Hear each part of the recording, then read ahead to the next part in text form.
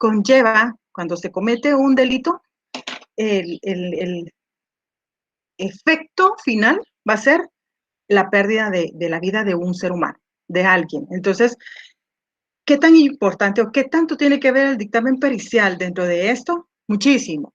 Vean, continuemos.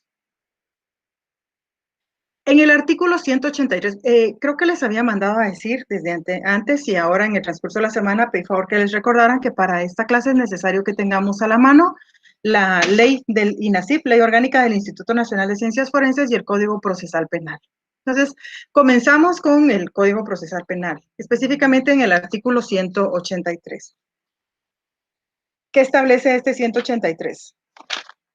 Bueno, veamos. Prueba inadmisible. Nos está marcando la pauta este artículo de qué pruebas podemos proponer nosotros y nos van a ser aceptadas porque las hemos obtenido de una forma lícita, permitida. Sin embargo, cuando se propone una prueba que no haya llenado todas las garantías y los requisitos legales, esta es una prueba ilícita. Entonces, por lo tanto, va a ser una prueba inadmisible. Entonces, quise empezar primero con esto, la prueba inadmisible. Un medio de prueba para ser admitido debe referirse directa e indirectamente al objeto de la averiguación y ser útil para el descubrimiento de la verdad. Los tribunales podrán limitar los medios de prueba ofrecidos para demostrar un hecho o una circunstancia cuando resulten manifiestamente abundantes. Cuando resulten manifiestamente abundantes, bueno, son inadmisibles. Aquí viene ya esta parte que a mí me interesa. Son inadmisibles en especial los elementos de prueba obtenidos por un medio prohibido, tales como la tortura, la indebida intromisión en la intimidad del domicilio o residencia, la correspondencia, las comunicaciones, los papeles y los archivos privados. Bueno, todo tiene un proceso. ¿Usted quiere proponer una conversación telefónica? Claro que puede, le es permitido, porque aquí vamos al principio de legalidad. Legalidad no solo en el proceso, sino legalidad también para proponer su prueba, pero tiene que hacerlo de una forma en que la ley no le prohíba. En cuanto a una conversación telefónica o un mensaje telefónico, claro que lo puede proponer, pero debe ser obtenido de una forma correcta. O sea, ya va usted al Ministerio Público y ofrece el teléfono, ofrece la computadora y a ellos se encargarán de extraer la información. No es solo de decir, mire, yo imprimí estos mensajes y aquí están. No, una prueba obtenida de esa manera es inadmisible. Entonces, ¿qué es lo importante? Que nos marca el paso este artículo 183 para no cometer errores y que nuestra prueba ofrecida no vaya a ser, en primer lugar, rechazada.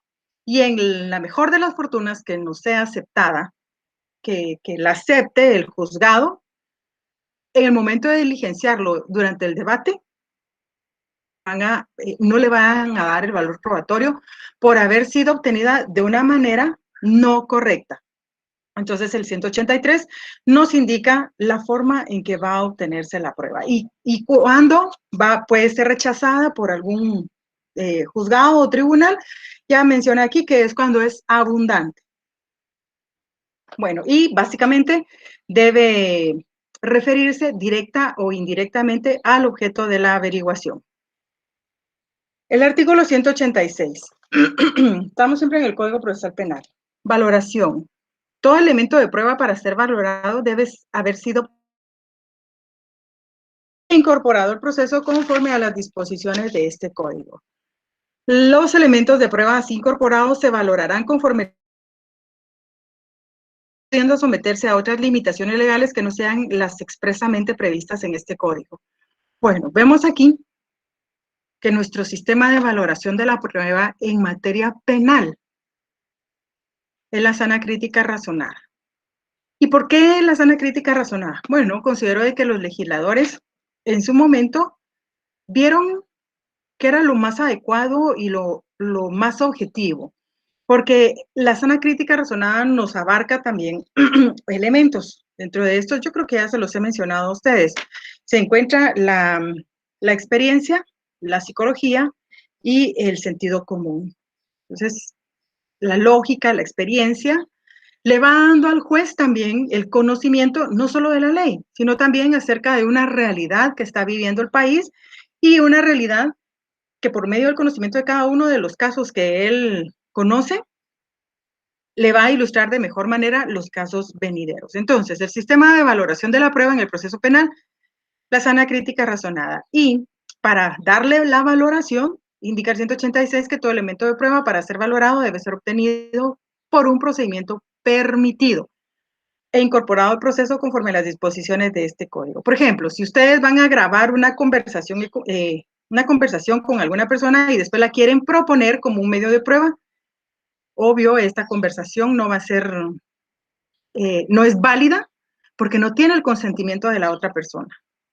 La otra persona no le permitió invadir esa intimidad. En la actualidad hay muchos procesos en los que se está utilizando mucho las conversaciones grabadas, a mi criterio. Desde una perspectiva, considero yo, objetiva y una buena interpretación de la ley, no deberían ser válidas. ¿Por qué? Porque se tiene la voluntad de una persona nada más, que es quien está grabando. Y obvio, esta persona va a dirigir la conversación hacia donde él quiera. No va a grabar algún hecho que le comprometa a él, sino que le comprometa directamente a la persona que está grabando o algunas otras personas. Pero de esa forma queda desprotegida, queda vulnerado su derecho de defensa. ¿Por qué? Bueno, también recordemos que la Constitución Política de la República establece de que no podemos decir algo en contra de nosotros mismos. Y en una grabación que no ha sido autorizada, que no llena todos los requisitos legales, ya lo vimos nosotros incluso en los métodos especiales de investigación en el parcial pasado, de que hasta para grabar conversaciones entre personas del crimen organizado o que pertenecen a un grupo criminal, es necesario contar con la autorización judicial. Entonces, ¿por qué en un delito que tal vez no va a tener la envergadura tan grande como en los que cometen los grupos criminales, sí va a ser válido? Entonces, recordemos la igualdad procesal. No es válido, sépanlo ustedes.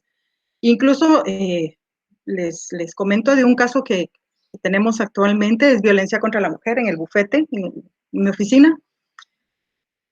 Resulta que la parte agraviada, la supuesta víctima, presentó unas fotografías que ella se tomó donde supuestamente el hombre la golpeó y la fiscalía sí aceptó esas fotos. Y cuando nosotros, como abogados defensores del hombre, quisimos proponer unos videos demostrando que la situación no había sido de como lo relataba la supuesta víctima, nos rechazaron nuestros videos porque indicaban de que no habían sido obtenidos de una manera lícita, que nosotros pudimos haber manipulado las grabaciones, cosa que no fue así. Pero entonces, ¿por qué las fotos de la víctima sí iban a ser válidas? No sabíamos nosotros si pudieron haber sido editadas, si pudieron haber sido photoshopadas, como se dice coloquialmente, o cuándo fueron obtenidas, o de verdad documentaban los supuestos golpes de esa oportunidad o de otra vez, o no sé. Y llevamos el caso ante la jueza, una jueza muy objetiva, que nos dio la razón a nosotros, porque dijo, bueno, si la fiscalía pretende proponer estas fotografías y las voy a aceptar, de igual forma tengo que aceptar el video, los videos. Pero aquí no acepto ni uno ni otro, porque no fueron obtenidos de una manera legal. ¿Dónde está la autorización judicial para poder extraer estas fotografías de un teléfono? ¿Dónde está la autorización judicial para poder extraer estos videos del teléfono? Ninguno de los dos tiene. Entonces, ninguno de los dos es aceptado, cosa que a nosotros nos beneficiaba, porque al no haber esas fotografías, entonces, ¿cómo se ilustraba o qué demostraba que de verdad habían existido esos golpes? Ustedes tienen que saber la interpretación y la aplicación específicamente de estos artículos, no hasta el debate, sino en cada una de las etapas del proceso. Continuemos. Habiendo visto la prueba, para qué sirve, cuál es lícita, cómo es permitida su obtención, pues ya vamos a aterrizar específicamente al dictamen pericial. Pero veamos primero qué es un dictamen. Yo les pregunto a ustedes qué es un dictamen, con sus palabras. Y a veces son términos que uno menciona, que uno aplica en su pronunciamiento, pero no podemos definirlo. O sea, sí sabemos que eso, podemos poner ejemplos. Yo sí me daba cuenta cuando eran las clases presenciales, cuando uno preguntaba, bueno, mire, ¿qué es esto? Y los alumnos decían, mire, por ejemplo, tal cosa. No, no estoy pidiendo ejemplo, estoy pidiendo que me defina este concepto. Entonces, a veces, y yo los entendía, porque pues a uno le pasa, ay, mire, no le puedo explicar, pero le pongo un ejemplo. Y no estamos haciendo instrucciones en ese caso, ¿verdad? Pero veamos aquí, ¿qué es un dictamen? Un dictamen es la opinión o consejo de un organismo o autoridad acerca de una cuestión. Es una opinión que va a emitir alguien acerca de una cuestión, de una situación que le es encomendada. Bueno, entonces ya vemos que es la opinión o consejo. Veamos qué es un dictamen técnico-científico, dictamen forense o dictamen pericial, como se les conoce. Y vemos que es el documento que contiene las conclusiones técnicas científicas fundadas a las que arriba el perito, con explicación detallada y descriptiva de las operaciones practicadas y del por qué llega a esa conclusión. Bueno, vemos aquí que es un perito el que lo va a rendir, que debe de explicar en forma detallada y descriptiva todo lo que él realizó para llegar a esa conclusión y por qué concluye de esa manera. Vimos anteriormente también en el primer parcial, en las clases que se desarrollaron en el primer parcial, que los dictámenes deben llevar un formato previamente establecido para poder garantizar los protocolos de certeza jurídica.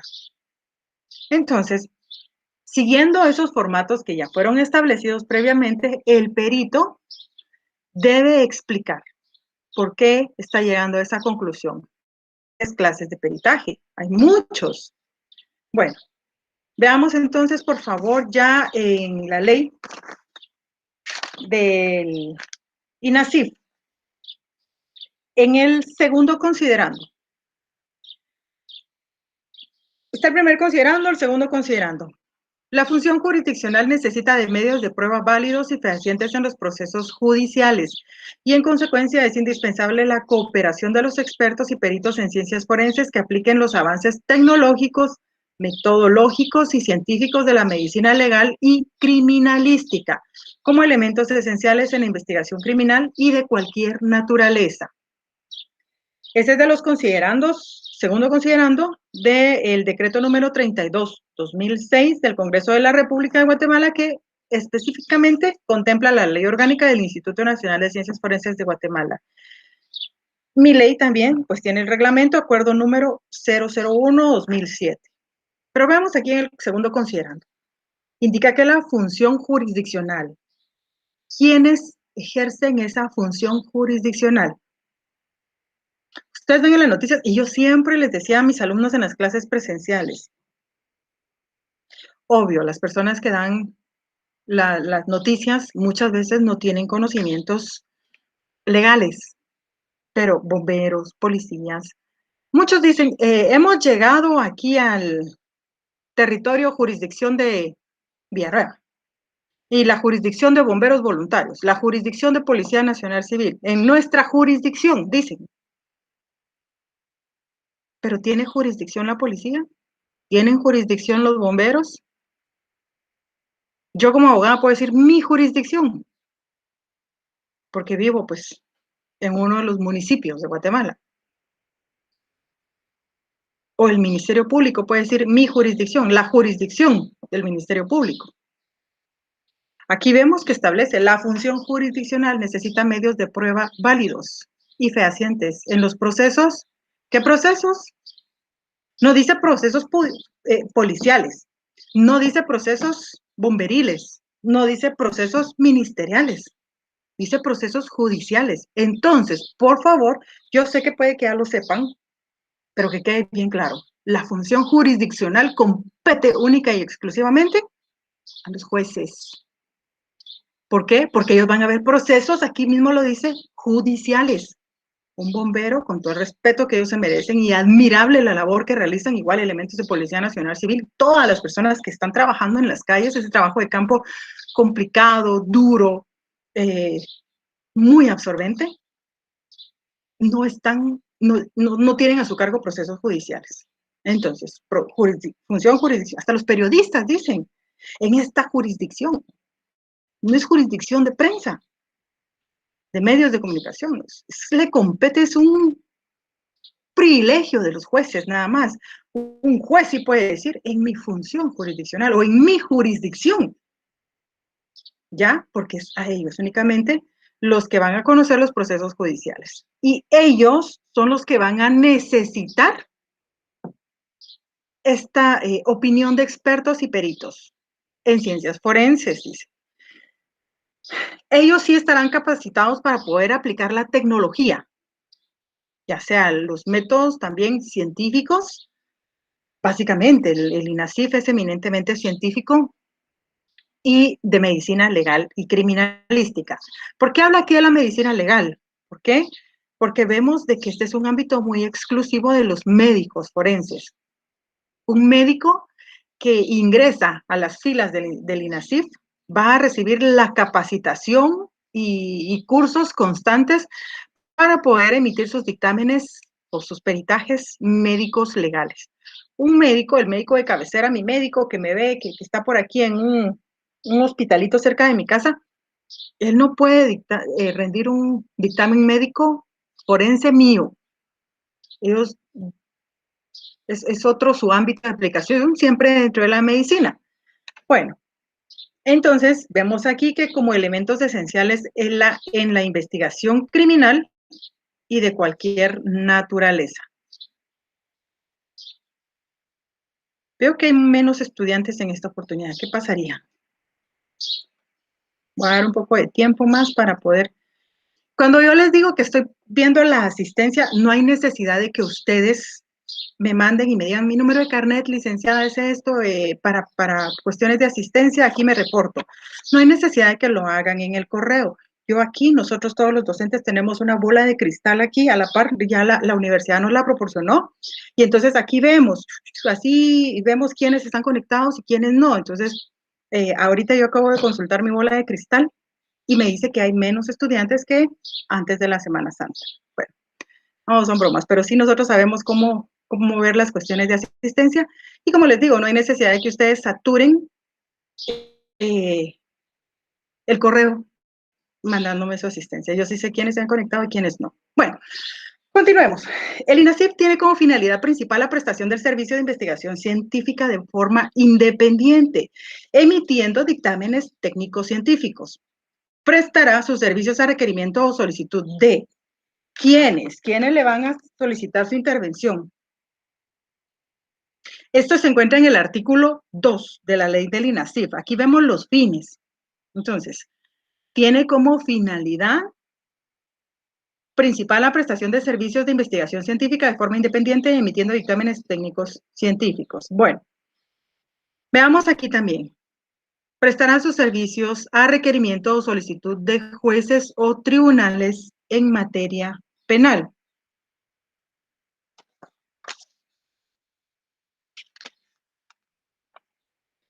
En el artículo 1 se establece ya la creación. ¿Cuál fue el objeto? Se crea el Instituto Nacional de Ciencias Forenses, que podrá denominarse INASIF. También es legal que se le diga INASIF, como una institución auxiliar de la Administración de Justicia con autonomía funcional, personalidad jurídica y patrimonio propio. Tiene competencia a nivel nacional y la responsabilidad en materia de peritajes técnicos científicos de conformidad con la presente ley. O sea, ¿quién es el responsable de emitir los dictámenes? El INASIF. Entonces, si a ustedes les dicen, mire, pero INASIF se llama, no es Instituto Nacional de Ciencias Forenses, no. También se le puede decir INASIF porque su propia ley nos lo permite. Distinto de que, por ejemplo, yo me llamo Keila y que me van a decir chata. Por ejemplo, y ya en el debate, ¿qué pasa la chata? Yo no me llamo chata. Esto me hace recordar un evento que tuvimos nosotros hace poco en el Colegio de Abogados. La Universidad de San Carlos tuvo un evento y me encontré un compañero y me dijo, mira, por favor, votás por mí. Y yo no recordaba su nombre, solo su apodo. ¿Cómo lo conocimos? Porque estudió conmigo. Entonces, sí, Dios santo, ¿cómo le digo? Le pregunto cómo se llama si solo sé su apodo. Y entonces me dijo, ¿puedes poner en la boleta mi nombre o mi apodo? Entonces, por ejemplo, que él se llamaba Chito. ¿Puedes poner ahí en la boleta Chito? Pero es válido, le digo. Sí, fíjate que ya me hice una identificación de persona, me dijo, entonces yo me puedo llamar XX o Chito, Chito X. Entonces, dale, no hay problema. Le digo, bueno, es que él era más conocido como su apodo, que no es ofensivo, pues un apodo bonito. Entonces, para no perder esa identidad que fue adquiriendo durante la vida estudiantil, mejor hizo un reconocimiento de persona. Pero vamos nuevamente aquí. ¿Por qué les pongo estos ejemplos? Porque el INASIF también le podemos decir INASIF. No todo el nombre completo así grande, ¿verdad? Bueno, indica aquí de que puede requerirle jueces, tribunales en materia penal, auxiliares y agentes del Ministerio Público, Instituto de la Defensa Pública Penal, Defensa Técnica Privada y partes procesales por medio del Ministerio Público u órgano jurisdiccional competente. De igual forma, la Policía Nacional Civil. Yo como abogada defensora particular puedo pedirle al INASIF que rinda un dictamen sobre un tema específico que nos interesa dentro del proceso que yo estoy llevando. Yo soy abogada particular, no soy del Ministerio Público, no soy jueza, no soy de la Defensa Pública Penal. ¿Puedo pedirlo? Sí, claro, pero debo hacerlo por medio del Ministerio Público o del juzgado que controla la investigación de mi proceso. ¿Y cómo lo hago? Bueno, pues tengo que solicitarlo, si es al Ministerio Público, por medio de un memorial. Señor Ministerio Público, con todo respeto, solicito que se practique evaluación psicológica de mi defendido fulano de tal a efecto de establecer los siguientes puntos. Y le digo. Entonces ya el Ministerio Público ve si atiende mi solicitud y ya le pide al INASIF que evalúe a la persona que yo le estoy pidiendo. O bien acudo al juez que controla la investigación, honorable juzgador, con todo respeto, solicito de que se practique la evaluación psicológica, que se ordene al INASIF, practique la evaluación psicológica. Bueno, entonces pasémonos ya al procesal penal, el 255.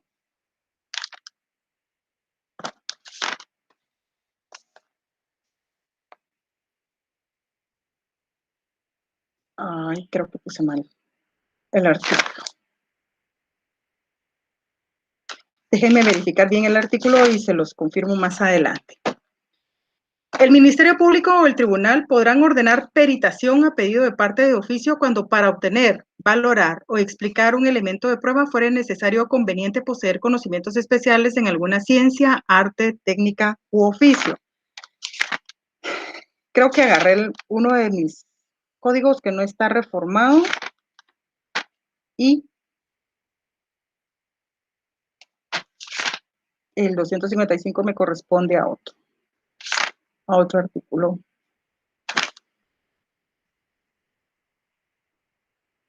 Les voy a enviar ya corregida la presentación en cuanto al artículo, pero el del presupuesto sí indica que el Ministerio Público o el tribunal podrán ordenar peritación a pedido de parte o de oficio. ¿Qué significa esto? Que vuelvo a lo que leí en la presentación anterior, que la defensa técnica privada o partes procesales pueden también pedir la intervención del INASIF, pero cualquier perito puede pronunciarse acerca de una situación específica dentro de un proceso. Bueno, sí y no, siempre y cuando tenga conocimientos especiales en alguna ciencia, arte, técnica u oficio. Por ejemplo, el médico forense es conocedor del ámbito de la medicina legal. Un médico forense jamás va a poder pronunciarse respecto de un peritaje del Instituto Nacional de Ciencias Forenses en el área de balística. ¿Por qué? Pues porque no conoce. No es un perito en balística, sino que es un médico forense. Bueno, vamos un poco al artículo 4 de la ley del INASIF. Aquí nos indica los principios. El INASIF en sus actuaciones se fundamentará en los siguientes principios. Y nos habla objetividad, profesionalismo, respeto a la dignidad humana, unidad y concentración.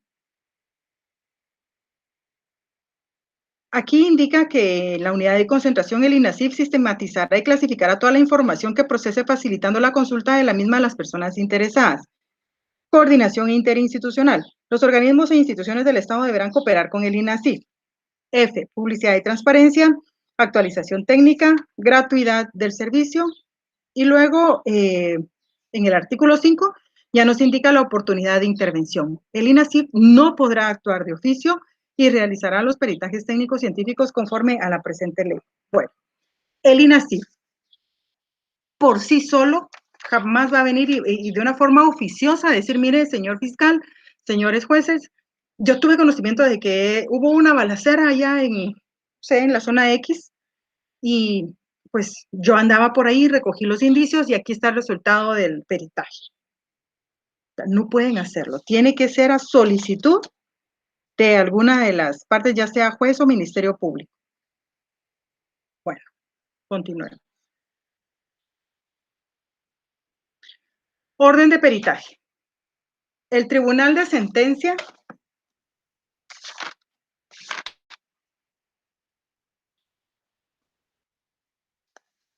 el Ministerio Público o el juez que controla la investigación en el caso de prueba anticipada determinará el número de peritos que deben intervenir y los designará según la importancia del caso y la complejidad de las cuestiones a plantear, atendiendo a las sugerencias de las partes. Esto lo encontramos en el artículo 230 del Código Procesal Penal. De oficio o a petición del interesado, se fijará con precisión los temas de la peritación y acordará con los peritos designados el lugar y el plazo dentro del cual presentarán los dictámenes. Las partes pueden proponer también sus consultores técnicos en número no superior al de los peritos designados. Bueno, ya, solo quiero corregir este artículo que les había puesto anteriormente. 200, no es 255, sino es 225. Pero aquí se los estoy corrigiendo.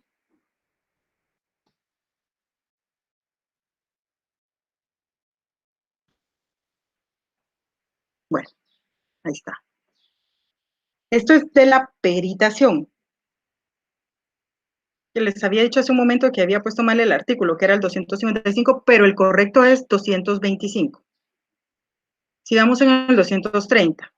En el 230 del procesal penal nos indica que el tribunal de sentencia, el Ministerio Público o el juez que controla la investigación, en el caso de prueba anticipada, determinará el número de peritos que deban intervenir y les designará según la importancia del caso y la complejidad de las cuestiones a plantear.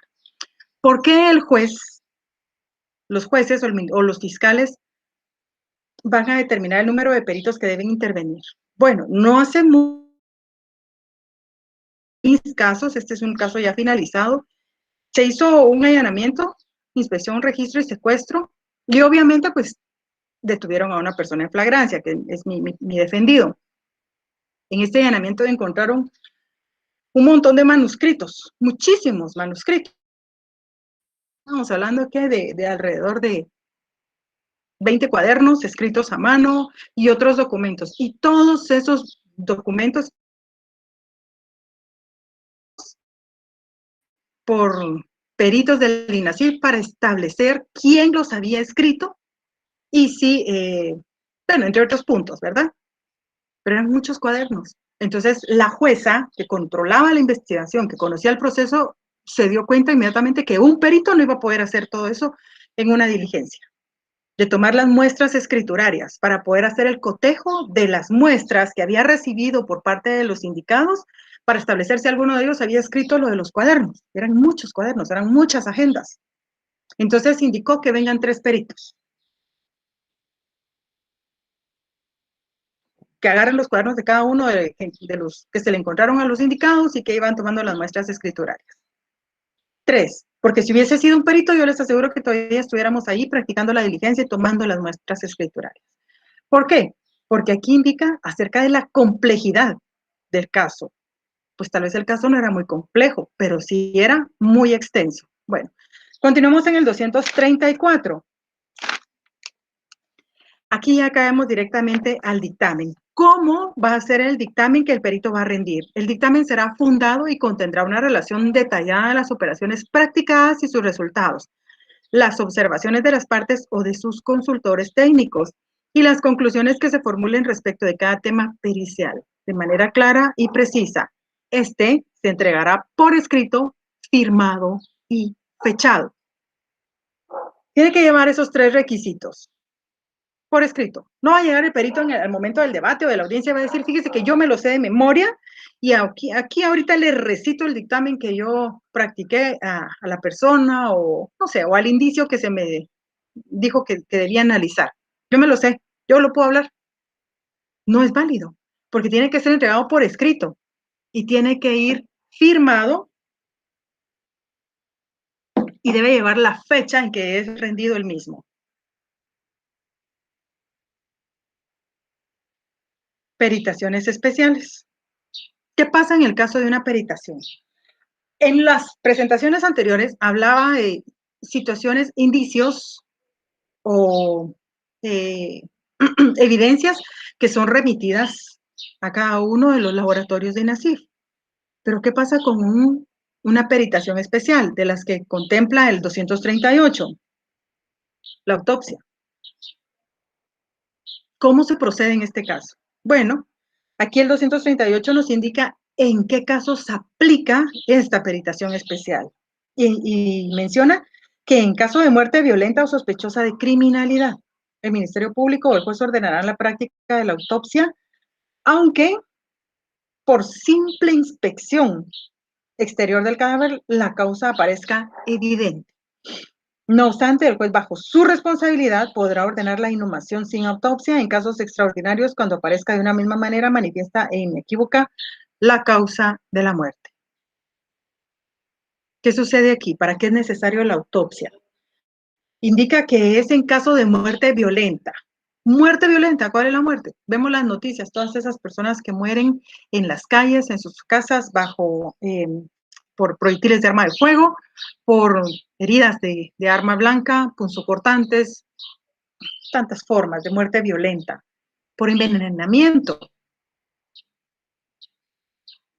¿Qué pasa cuando se ve un cadáver y la familia dice, le dio un infarto? Fíjese que era hipertenso o ella era hipertensa, tenía todo tipo de enfermedades hereditarias y le dio un infarto y murió. Ah, bueno, dice uno, sí murió por un infarto.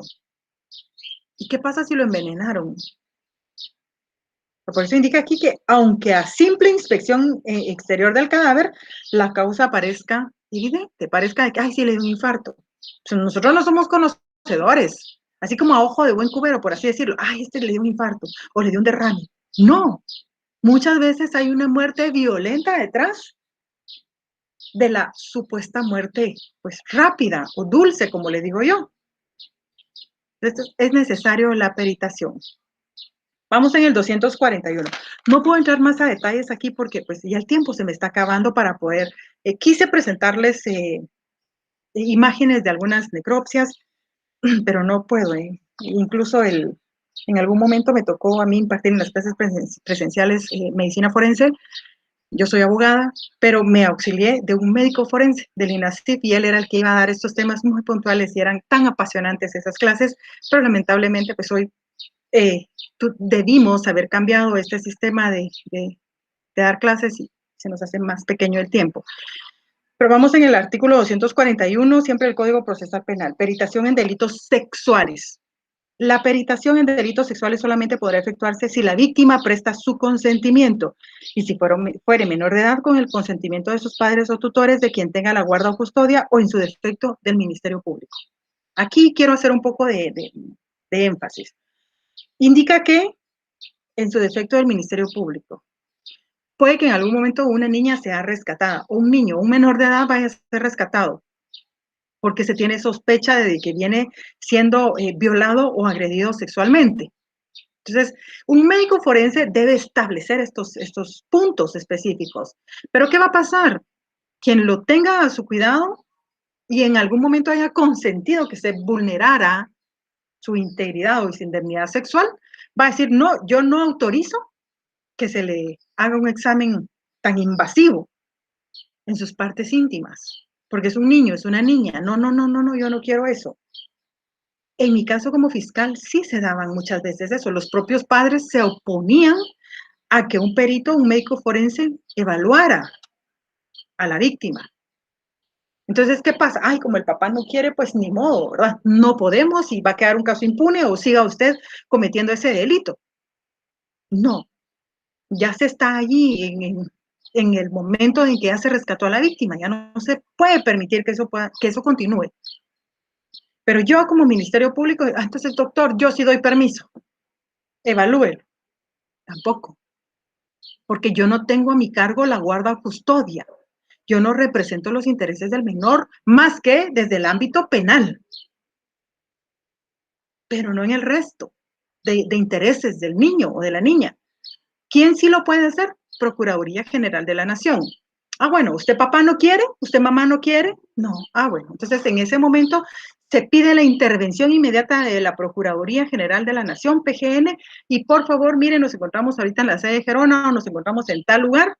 Necesito que envíe a alguien para representar los intereses de este menor.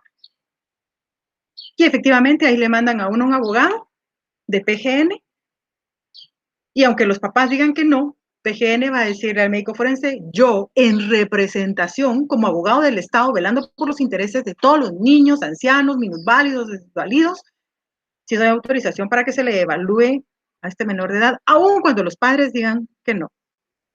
Ya, entonces aquí no es Ministerio Público, es Procuraduría General de la Nación.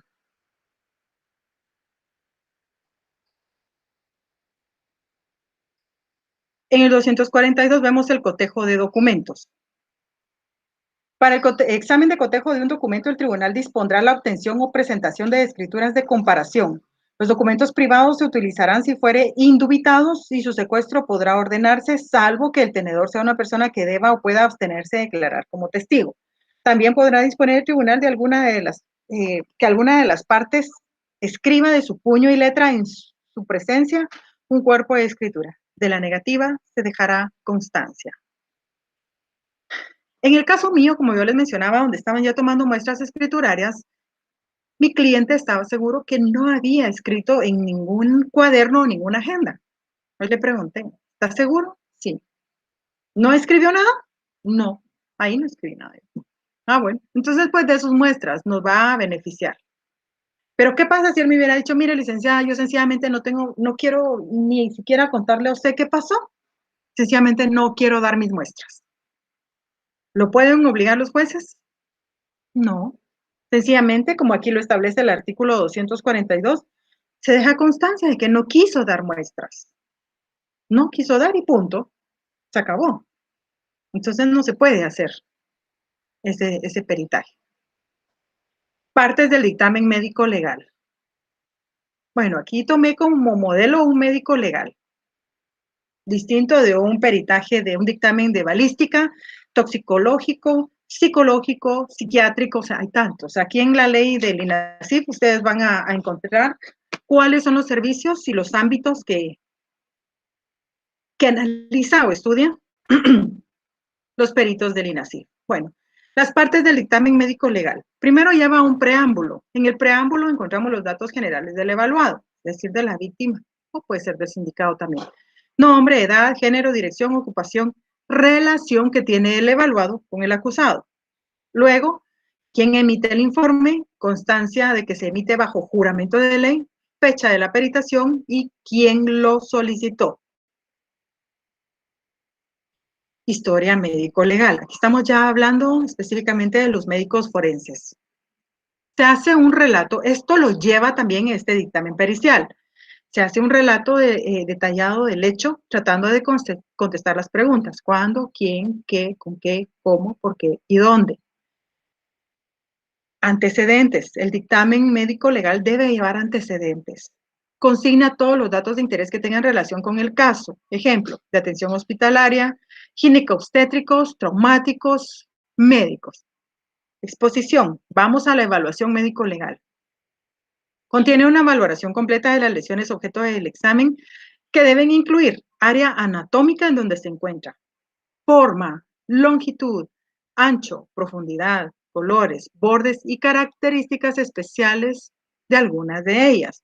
Cuando se trate de delitos sexuales se hará descripción de las áreas extragenital, paragenital y genital.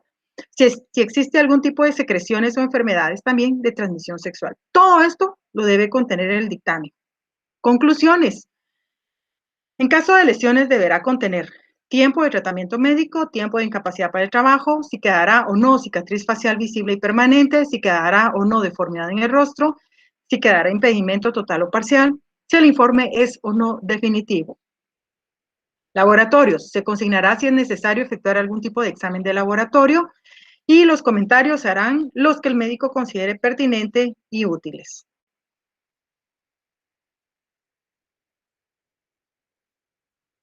En el artículo 375 encontramos la recepción de pruebas. Después de la declaración del acusado, estamos ya en el debate.